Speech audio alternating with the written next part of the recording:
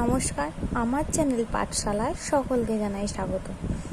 দেখো, আজকে কিছু গুরুত্বপূর্ণ প্রশ্ন তোমাদের সাথে আলোচনা করব। দ্বিতীয় শ্রেণীর সেকেন্ড এক্সাম দ্বিতীয় পর্যায়ক্রমিক মূল্যায়নের বাংলা বিষয় বাংলার কিছু প্রশ্ন উত্তর।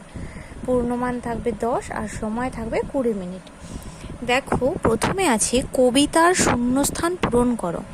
ড্যাশ কটা দিনের তরে, শীতের কটা দিনের তরে অতীত পাখি জলায় চড়ে, শীতের শেষে হিমের দেশে আবার ফিরে যায়।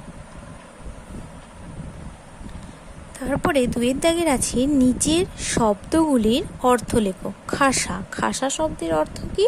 চমৎকার। অতীত পাখি শব্দের অর্থ পরিযায়ী পাখি। কিরণ শব্দের অর্থ আলো।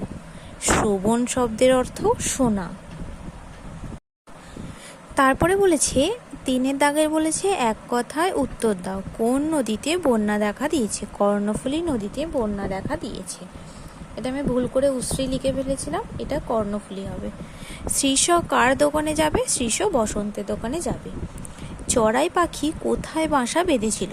বনের ধারে একটা বড় জাম গাছে চড়াই পাখি বাসা বেঁধেছিল। বুদ্ধির পরীক্ষা গল্পটি কার লেখা?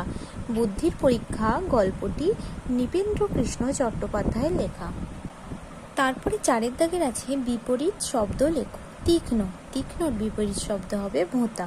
সহজের বিপরীত শব্দ হবে কঠিন। তারপরে 5 দাগের বলেছে যুক্তাক্ষর প্রয়োগ করে অর্থ লেখো। ছোঁয়া, ছোঁয়া হবে স্পর্শ। পয়সা, পয়সা হবে মুদ্রা। তারপরে 6 দাগে দেখো সাজিয়ে লেখো। গয়কা র তালবস্যকা ল, এটাকে সাজিয়ে লিখলে হবে শোরগোল।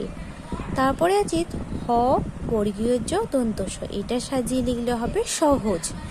তারপরে আছে তৈরফলা আঁকা ছয়ে হর্ষই দন্তস্বয়ে চন্দ্রবিন্দুর আঁকা গয়ে আঁকা, এটা সাজিয়ে লিখলে হবে সাতরা গাছি।